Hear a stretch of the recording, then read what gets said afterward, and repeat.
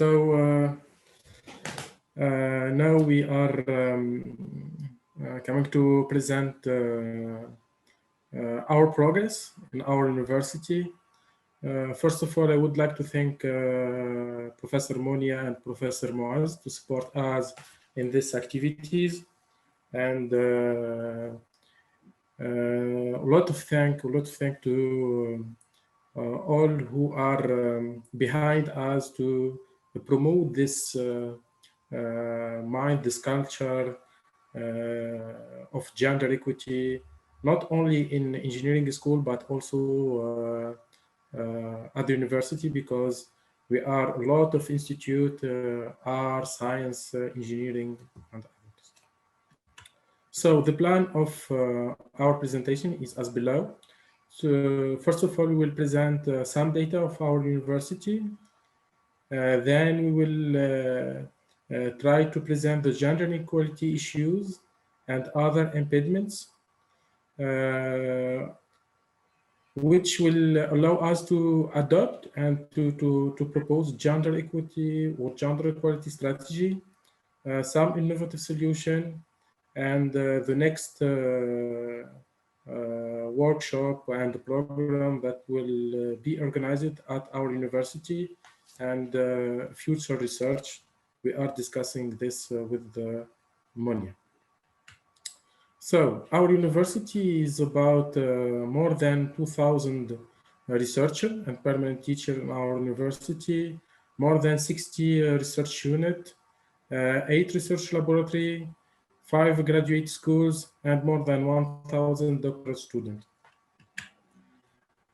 Our university has also different collaboration with international group and international community, like IUAF, Agence Universitaire de la Francophonie, University of Mediterranean University, NOMAD, Community of Mediterranean University, COM, and TETIS at University of Mediterranean, Aix-Marseille Université. So, what we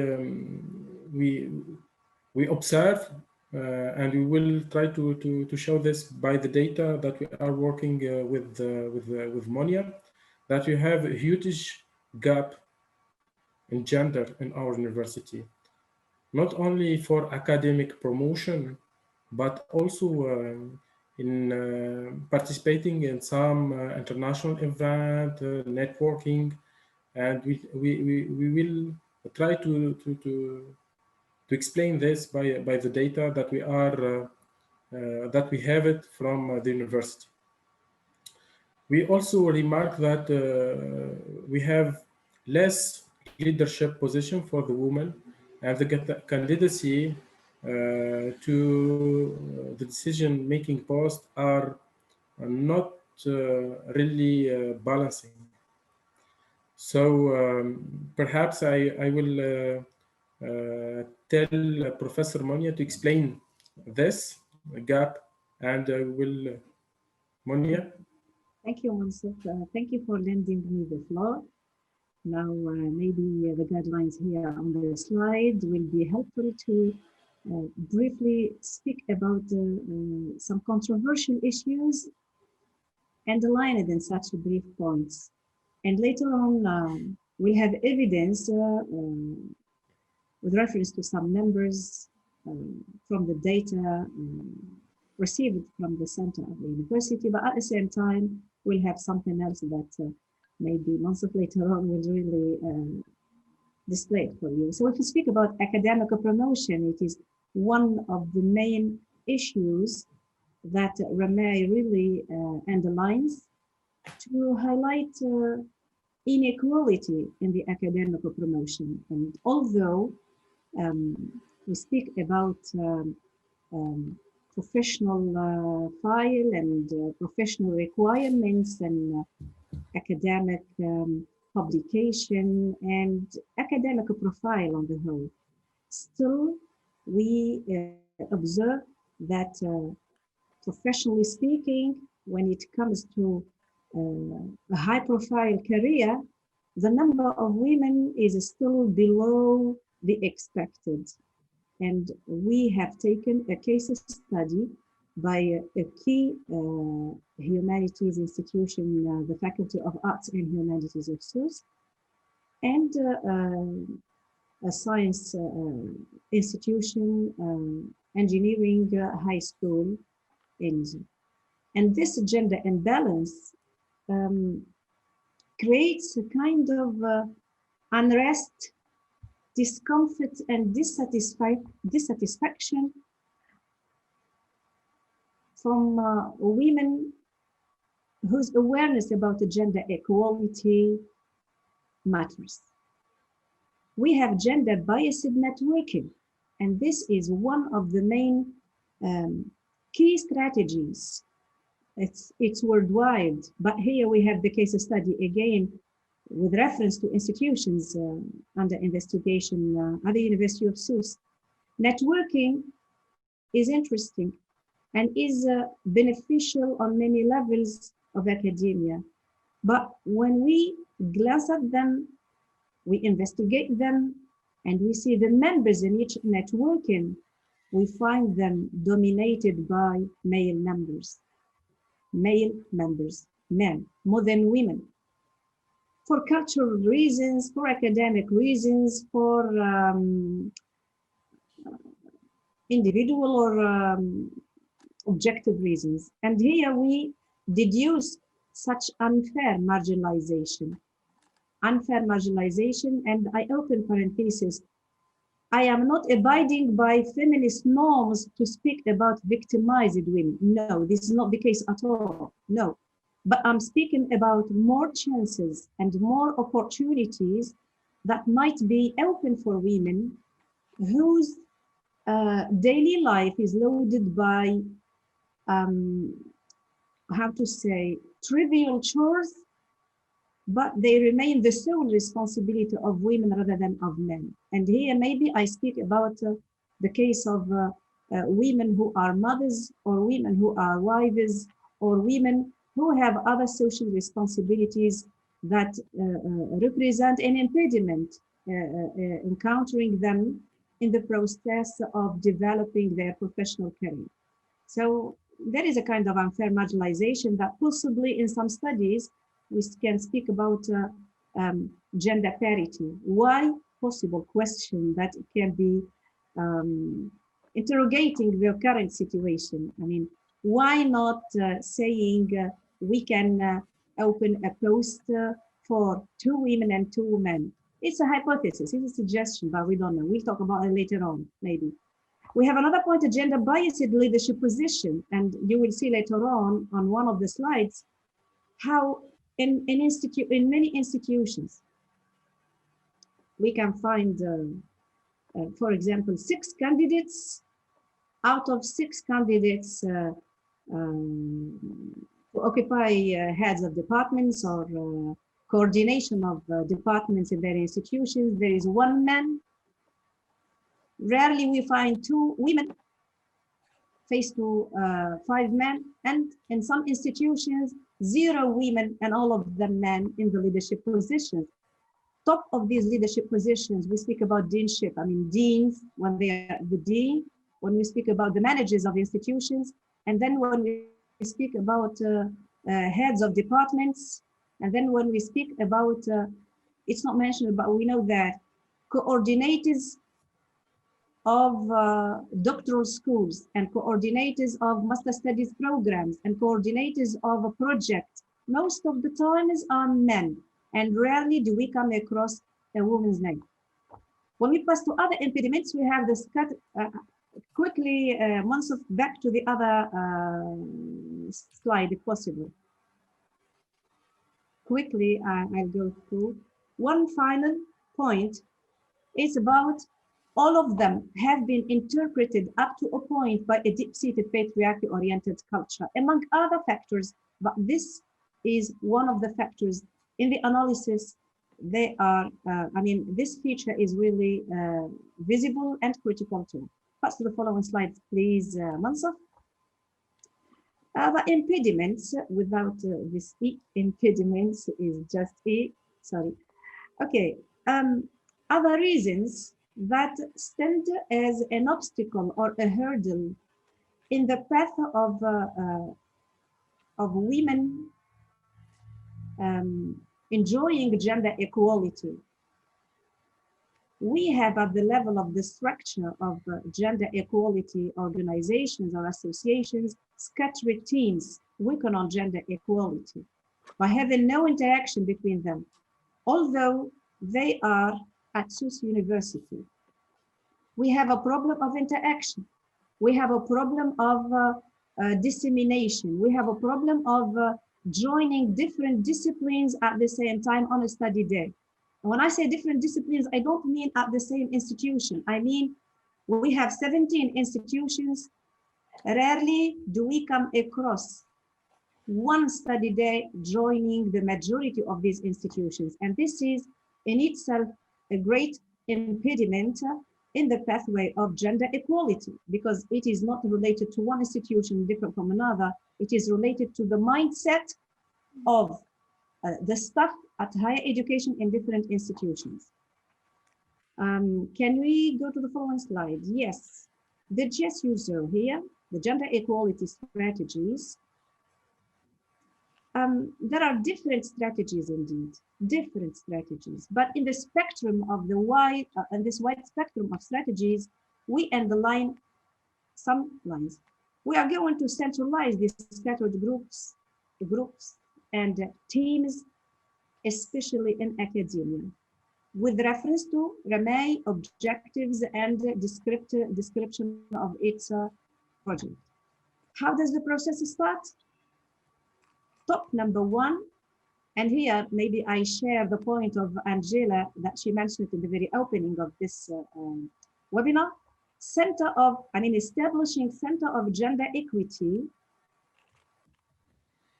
And this center of gender equity has got its establishment at the High School of Engineers, as it is labeled at ENISO. It was approved by the Scientific Council at ENISO, and this is a plus that can foretell positive or forthcoming or progress on the level of gender equity program. Second point, gender equity office within the university, within Sousse University, and this will be the first nucleus that has already been created but has not yet been approved by the university's scientific council, being the community of practice, and maybe Simoaz will later on speak about it a little bit if he likes to make, in addition to this point. The aim of this GHISS at the University of Sousse, basically a key term to cooperate and coordinate, to create one center. Two, developing collaboratively the process to bring forth a better schema for equal academic promotion at higher education. And this can happen according to specific policies, strategies. As you see on the following slide, do you like to take it, Moncef? Shall I lend the floor for you? Yes. Good. Yes. So what we are doing, we were in university, and we have discussed with the Professor Muaz, and I would like to thank him for this. And we asked for data for two institutions at university to become this, to bring this study and to have some idea what is really existing in science or art institution and engineering institution, and to compare them to perhaps enlarge this study to the other institution. So we have the data, and we try to post-process the data, and we try to know the evolution of different profile in this institution. So the first question is about the promotion in academia, And what we have as conclusion that for men, the promotion is really not faster, but it is really big faster than the woman. And we try to explore why and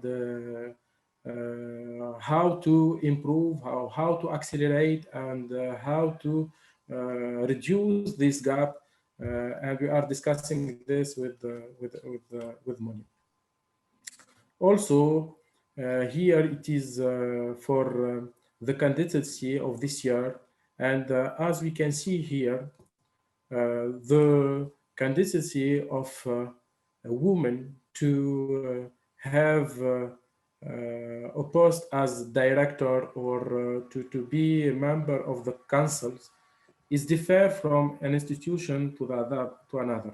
But here I just focus to INISO and Faculty of Art and Human Science.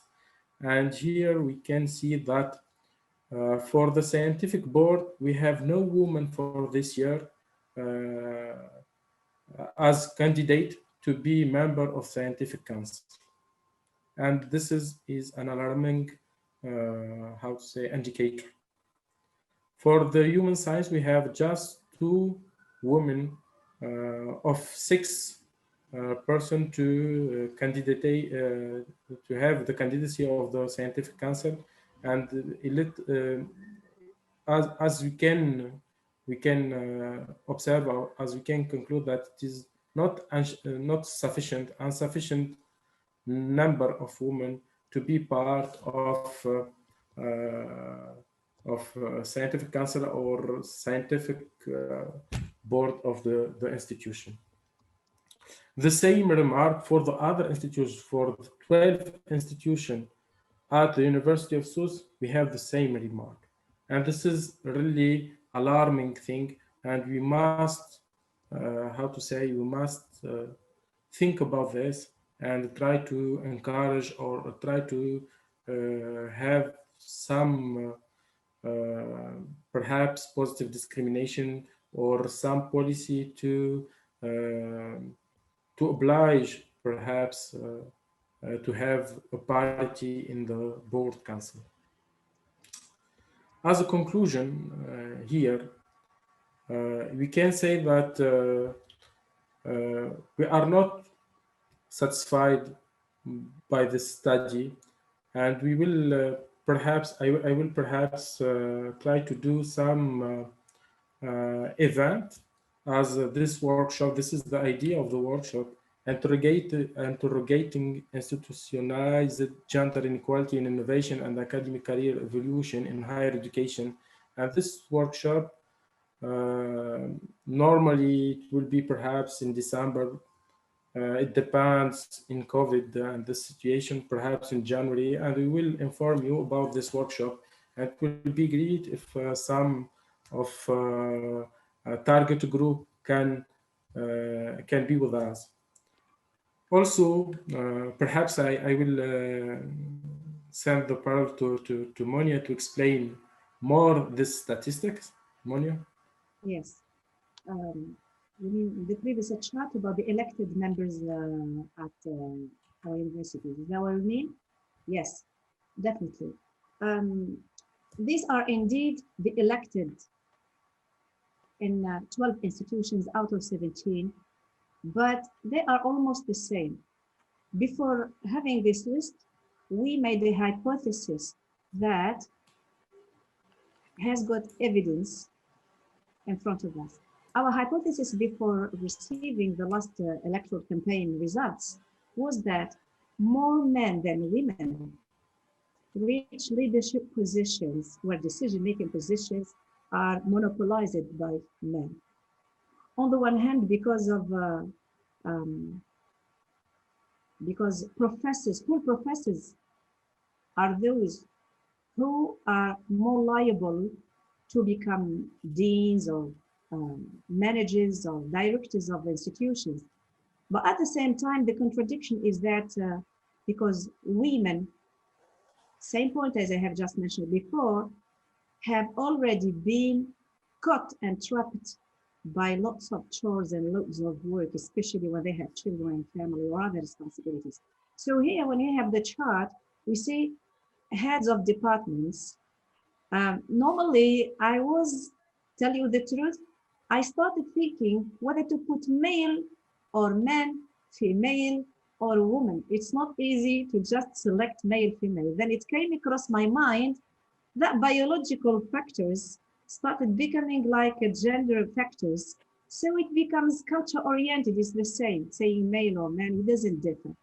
Given that even culture itself has become like destiny, and cultural determinants have become like a, how to say, like a yoke on the necks of some people, imposed on some people just to make them go straightforwardly towards the target. So here, if I see Faculty of Law and Political Sciences, 1 out of 2, maybe 50-50. It happens when I come to the Faculty of Arts, it's 5 out of 6 elected and just 1 woman. When we speak about College A, that means associate professors and full professors, we find 4 out of 6 men and just 2 out of 6 women. And when it comes to the dean, he's a man.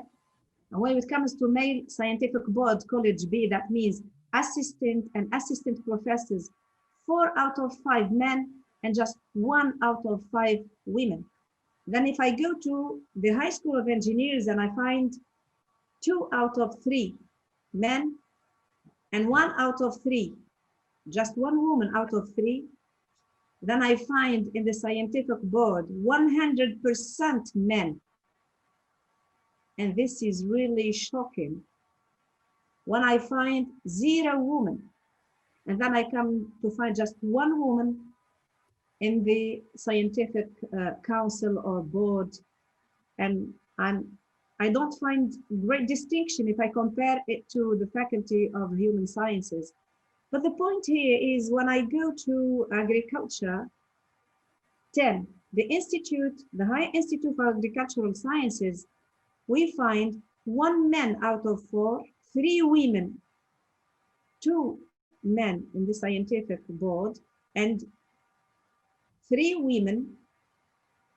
The director is also a man, and College B Council, 3 men and 2 women. I raised the question, what's the point here? Maybe, I don't know, maybe when the marketplace becomes open for better opportunities for a better income, men leave to the marketplace positions rather than stay. Possible, I say, it's one of the interpretations. And we have interviews indeed that due to COVID-19 pandemic, we did not manage to in person have them because the Google survey, we did not manage to have a great number as we expected it. And also with the interview, we will pursue doing this work, and maybe it will help us better interpret and explain such difference in numbers. But however, the overall deduction is that more men in leadership positions than women. Thank you for listening to us and paying attention, and feel free to raise your questions. Just to finish, Anastasia, we are preparing a paper with Monia, and the title of the paper, we have the abstract, and we will send you the idea of this paper, interrogate.